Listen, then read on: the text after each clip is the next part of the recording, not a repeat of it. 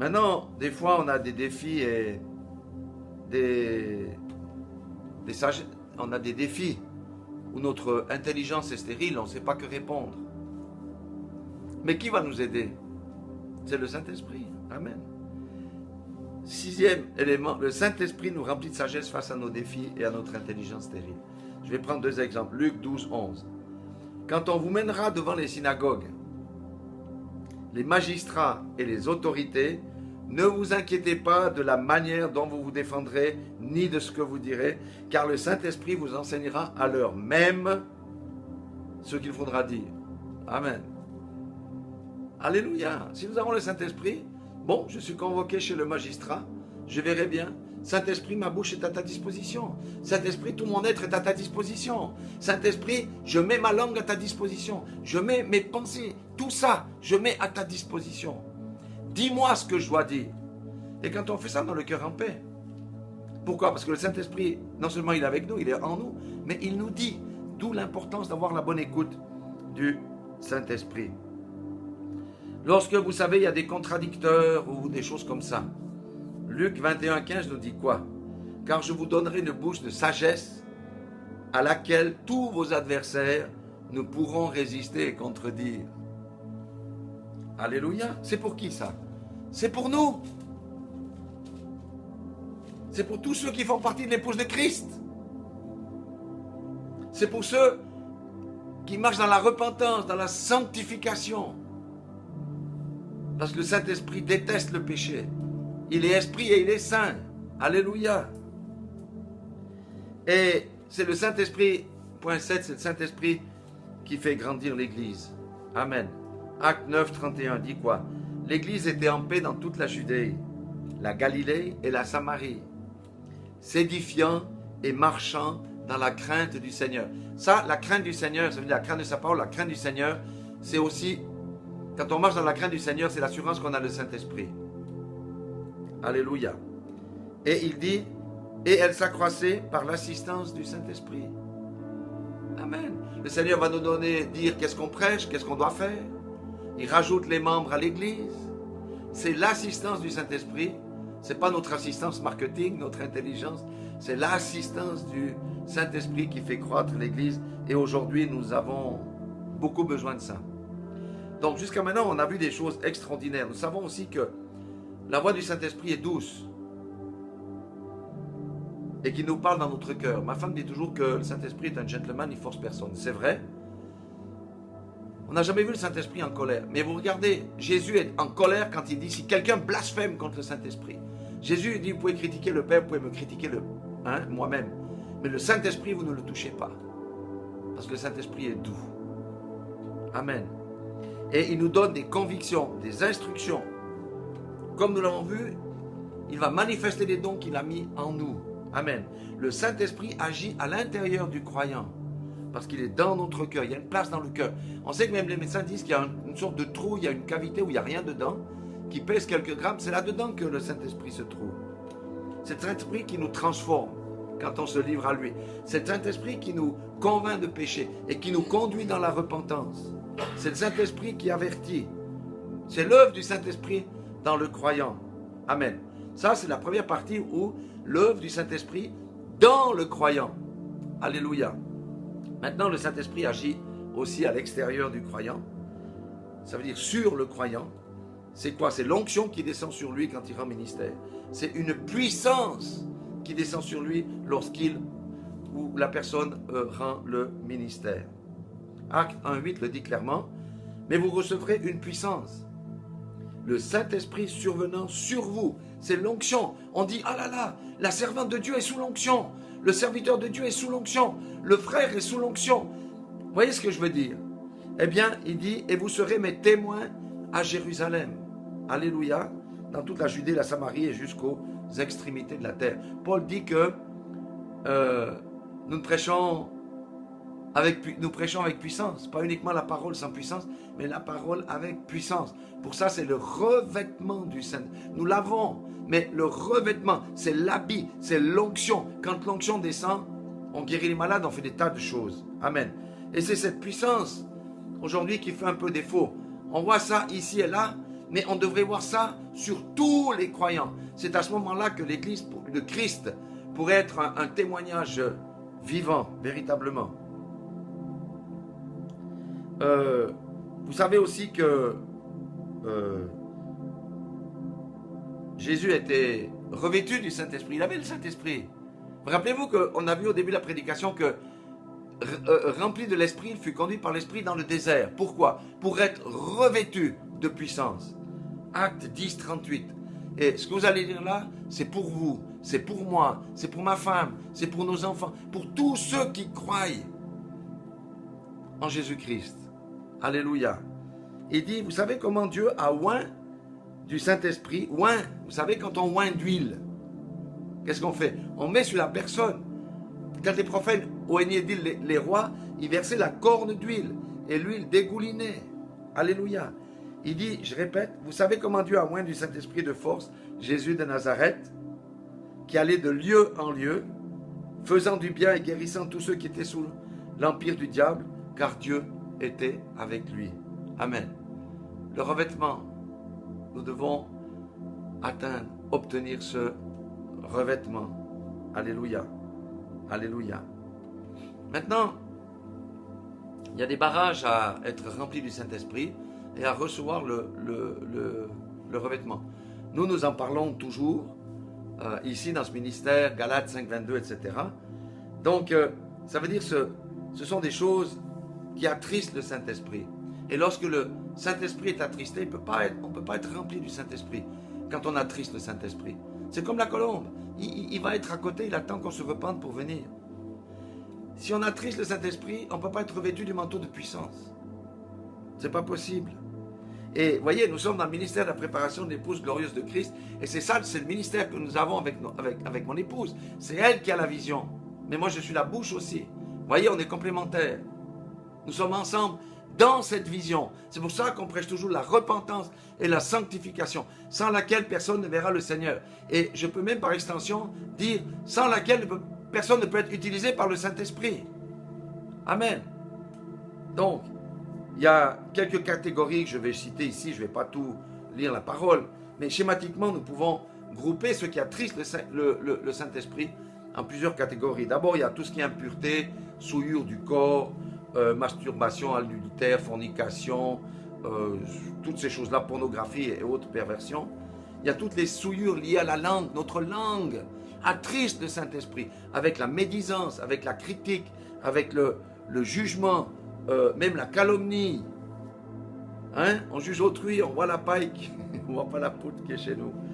Amen. Les exagérations, les faux témoignages, les demi-vérités, ça c'est la langue. Tout ce qui tient à l'égoïsme, moi j'ai les dons, moi ci, moi ça, l'égocentrisme, la manipulation, la domination, la pression, ça la Bible dit que c'est la sorcellerie. Tout ce qui est aussi lié aux souillures de l'esprit. Vous savez que notre esprit peut être souillé, que Dieu nous en préserve. Ce sont tout ce qui est lié aux pratiques occultes. Ici en Suisse, on pratique le secret. Les gens téléphonent pour obtenir la guérison, mais le diable leur donne autre chose. Les religions orientales, la philosophie qui commence à prendre nos pensées, le culte au faux Dieu, Bouddha, la grande mode, c'est le Dieu de l'univers par ici. Quelque chose de plus grave aussi, c'est la rébellion et la désobéissance à la parole de Dieu. Ça, ce sont des choses qui empêchent le Saint-Esprit de se manifester en nous. Et puis tout ce qui est lié aux divisions, querelles, animosités, etc. Bref, la liste est longue, la chose n'est pas exhaustive, mais c'est juste pour vous dire que pourquoi nous devons marcher dans la repentance et la sanctification, c'est parce que nous voulons tous être remplis du Saint-Esprit. Et nous voulons tous recevoir le manteau de la puissance. Et pour ça, le seul moyen, c'est d'être en communion avec le Saint-Esprit.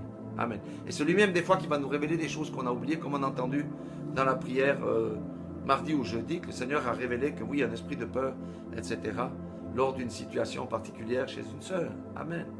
Alléluia. Donc la repentance est le moyen de rester en communion avec lui. N'oublions pas que le Saint-Esprit est saint. C'est pour ça qu'il s'appelle saint. Ce n'est pas n'importe quel esprit, c'est l'Esprit Saint. Alléluia. Et voici une parole prophétique. Jérémie, il a vécu longtemps avant Christ, mais il a donné une parole prophétique qui a traversé tous les siècles et qui est bonne pour nous aujourd'hui. C'est dans Jérémie 15, 19. Qu'est-ce qu'il dit? C'est pourquoi ainsi parle l'Éternel. Si tu te rattaches à moi, je te répondrai et tu te tiendras devant moi. Si tu sépares ce qui est précieux de ce qui est vil, tu seras comme ma bouche. Voilà le ministère de la préparation de l'épouse. Amen. Aider les gens à se rattacher à Dieu, au Saint-Esprit. Alléluia. Séparer ce qui est précieux de la parole de Dieu, de ce qui est vil, de la chair et du monde. Alléluia. Et regardez la promesse. Et tu te tiendras devant moi. On ne peut pas aller devant Dieu avec nos propres œuvres. Nos œuvres sont mitées. On va devant Dieu avec la sainteté de Christ. Parce que rien ne nous accuse dans notre conscience. Et il dit, si tu sépares ce qui est précieux de ce qui est vil, tu seras comme ma bouche. D'abord, on peut se tenir devant Dieu. Et il dit, tu seras comme ma bouche. Amen. C'est une promesse. Et vous voyez, aujourd'hui plus que jamais, nous avons besoin d'être en communion avec le Saint-Esprit. Nous avons besoin d'abandonner toutes les parties de notre vie qui sont encore en communion avec le monde des ténèbres, ou en communion avec le monde. Nous avons besoin de nous abandonner à lui et à lui faire confiance totalement, car Dieu veut faire quelque chose de grandiose avec celles et ceux qui sont d'accord de payer le prix du sacrifice. Amen. Le Saint-Esprit n'apprécie pas les paresseux. Il attend que nous nous mettions à sa disposition et qu'il nous utilise avec nos expériences, bonnes ou mauvaises du passé, avec les dons, les talents qu'il nous a donnés. Il y avait certains, elles avaient un certain talent, c'était de coudre des habits pour les autres. Je crois que c'était Lydie qui était morte, ou je ne sais plus laquelle. Voilà, elle faisait des choses. Elle cousait des habits, c'était son ministère. Et elle faisait ça avec joie. Alléluia. Parce que le Seigneur lui avait confié cette tâche. Elle ne lui a pas demandé d'aller prêcher la parole, non, il lui a confié une tâche. Et le Seigneur nous a confié une tâche. C'est pourquoi nous devons découvrir quelles sont les tâches que le Seigneur nous a confiées. Maintenant, je reviens sur ce que Genèse 24, 14. Ça parle du sacrifice ici. Vous savez que c'est le serviteur le plus ancien de la maison d'Abraham qui avait été envoyé par Abraham dans sa patrie pour aller chercher une femme pour Isaac. Amen. Ce serviteur symbolise le Saint-Esprit puisqu'il avait aussi toutes les richesses avec lui. Bon. Et le serviteur a dit que la jeune fille à laquelle je dirai penche ta cruche, je te prie pour que je boive, et qui répondra bois et je donnerai aussi à boire à tes chameaux, soit celle que tu as destinée à ton serviteur Isaac, et par là je connaîtrai que tu uses de bonté envers mon Seigneur. Amen. Comme j'ai expliqué, il y a une révélation puissante ici. Quand le Saint-Esprit nous dit, donne-nous un peu à boire, ça veut dire, donne-moi un peu de ton temps. Je ne veux pas tout ton temps, mais donne-moi un peu de ton temps. Amen. Si on devait donner la dîme du temps, ben on donnerait 2h40. Donne-moi un peu de ton temps. Beaucoup de chrétiens font ça. Beaucoup ne sont pas encore là. Mais si on veut avoir une communion étroite avec le Saint-Esprit, il faut lui accorder du temps. Dans la méditation, la prière et toutes ces choses. Ensuite, il faut aller plus loin. Ça, c'est le bébé spirituel. Ça veut dire qu'on grandit en donnant le temps pour le Seigneur, en œuvrant en donnant du temps au Seigneur pour la communion, pour comprendre les choses. Maintenant, il dit, bois et je donnerai aussi à boire à tes chameaux. Vous savez qu'il avait dit chameau, je n'ai pas regardé, mais un chameau, c'est plus de 100 litres ou 200 litres que ça boit. Vous imaginez une femme dans un puits, il n'y avait pas de manivelle, il fallait descendre le seau, donner à boire à un chameau, il y en avait 10, ça prenait des heures, ce n'était pas 10 minutes. Donc, sous le soleil, c'est l'esprit du service. Si nous voulons tout ce que nous avons vu avant, c'est l'esprit du service. C'est l'esprit du service. Ça veut dire que je me sacrifie moi-même pour le service à mon Dieu. Pour le service à mon Dieu. Parce qu'il me demande de briller pour le royaume. Parce qu'il me demande d'agir. Parce qu'il me demande d'être son ambassadeur. C'est le service pour Dieu. C'est un prix exigeant. Mais moi, je veux payer ce prix-là. Amen. Parce que je veux toutes les choses qu'on a vues ce matin. Et vous voyez, aujourd'hui, nous sommes à un tournant. Jésus est l'alpha et l'oméga, le début et le commencement. L'esprit qui était sur la première église à Pentecôte, l'alpha, va revenir en force sur l'église l'église de Jésus-Christ qui est dans la dernière église. Il n'y a plus d'église après celle-là. Amen. Donc le Saint-Esprit est aussi l'alpha et l'oméga. Et nous sommes dans l'oméga aujourd'hui. Regardez ce qui se passe autour de vous. Je veux dire, il n'y a pas besoin d'être prophète pour voir que les prophéties des temps de la fin s'accomplissent sous nos yeux. Courons, courons avec le Seigneur. Allez, levons-nous. Allez, marchons. Si on marchait, on court. Si on était couché, je m'asseye. Si j'étais assis, je me lève. Si je suis debout, je sors. Je marche, je cours, je cours. Amen. Courons avec la vision. Alléluia. C'est glorieux. Voyez, c'est pourquoi maintenant je propose qu'on prenne un temps de repentance individuelle et ensuite on va faire les proclamations selon le chant prophétique que j'ai reçu du Seigneur ce jeudi. Notre petit groupe de prière, on connaît ça, mais il y a ceux qui vont visionner cette vidéo ne connaissent pas tout ça. Alors prenons ce petit temps de repentance, disons au Seigneur, je me repens de ma tétutesse, je me repens de ma paresse, je me repens pour toutes les choses qui ont attristé le Saint-Esprit que tu as donné. Je me repens de ces choses-là. Je me repens de ces choses-là. Seigneur, je veux vraiment entrer dans mon appel. Je veux courir dans mon appel. Je veux courir dans mon appel. Nettoie-moi, purifie-moi par le sang de Jésus. Tu as dit que si je confesse mes péchés, si je confesse ma paresse, si je confesse mon manque de zèle, si je confesse toutes ces choses, tu es fidèle et juste pour me pardonner. Alléluia. Alléluia. Et vous pouvez continuer chez vous après pour des points spécifiques qui vous regardent. Maintenant, je vais lire ce chant prophétique. Bon, il y a des doublons. Je vais lire une seule fois la phrase. S'il y a deux fois la phrase, je la laisse tomber parce que c'était un chant que le Seigneur m'avait donné. Et voilà, ma femme me dit toujours d'enregistrer quand je chante. J'oublie parce que ça vient comme ça. Puis quand j'arrive, là-haut, je chante juste à la montagne. J'arrive à la maison et je ne sais plus chanter. Je vais prendre les paroles ici. C'est un chant prophétique qui m'a été donné par le Seigneur. Et j'aimerais qu'on proclame ça avec foi. Puis après, on va prier pour que le Seigneur nous donne d'entrer dans cette proclamation. Parce qu'il y a des choses qu'on doit lâcher. On va prier pour qu'il nous rende capables d'entrer et qu'il nous utilise pour sa gloire. Ce chant dit ceci. Saint-Esprit, je te confie ma vie.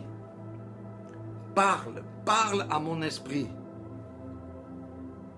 Conduis-moi, enseigne-moi, conseille-moi, transforme-moi, agis en moi, agis au travers de moi et reprends-moi aussi. Saint-Esprit, je te remets les clés de ma vie, mon temps, mon argent, mes occupations, mes loisirs, ma vie d'homme si je suis un homme, ma vie de femme si je suis une femme. Saint-Esprit, je te remets les clés de ma vie. Embrase-moi, remplis-moi de toi, remplis-moi de toi. Active mes dons, que les fleuves d'eau vive sortent de moi et que je sois une bénédiction autour de moi. Amen. Amen. Je vais mettre la vidéo sur YouTube. Réécoutez ça, proclamez ça. Il faut que ça vous pénètre et puis qu'on puisse dire oui. Oui, je le veux. Oui, je suis prêt. Et maintenant, on va prier. Je vais prier pour clôturer ce message. Je vais prier. Et ensuite, ça va être la clôture. Le petit groupe, là, vous restez après. Hein, on va prier pour une sœur. Hein. Seigneur, notre Dieu, Père éternel, Dieu Tout-Puissant, nous avons entendu ton message sur le Saint-Esprit, ce Saint-Esprit dont nous avons tant besoin, ce Saint-Esprit dont nous avons besoin de développer la communion, ce Saint-Esprit qui nous transforme, ce Saint-Esprit qui fait toutes les choses merveilleuses. Mais tu nous as dit que nous devions lui confier notre vie, Seigneur. Tu nous as dit que nous devions lâcher prise sur tous les domaines de notre vie. C'est ça le sacrifice, Seigneur notre Dieu, pour pouvoir aller puiser l'eau pour les chameaux de Dieu, pour l'œuvre de Dieu. Seigneur notre Dieu, je te prie pour moi-même, pour ma femme, pour nos enfants, pour tous ceux qui sont dans le ministère, pour tous ceux qui ne nous connaissent pas et qui entendront cette vidéo. Seigneur, touche leur cœur, Seigneur, et qu'ils puissent dire oui à ton appel, Seigneur. Nous vivons à la fin des temps, tu veux te glorifier, nous sommes les ouvriers de la 11e heure. Tu veux manifester ta gloire, mais pour ça tu as besoin de vases qui sont d'accord d'être remplis de ton Saint-Esprit, revêtus de sa puissance. Et Seigneur notre Dieu, véritablement, aide-nous à entrer dans ce que tu nous demandes. Voilà, soyez tous bénis dans le nom puissant de Jésus-Christ, que le Seigneur vous bénisse et qu'il exauce vos prières.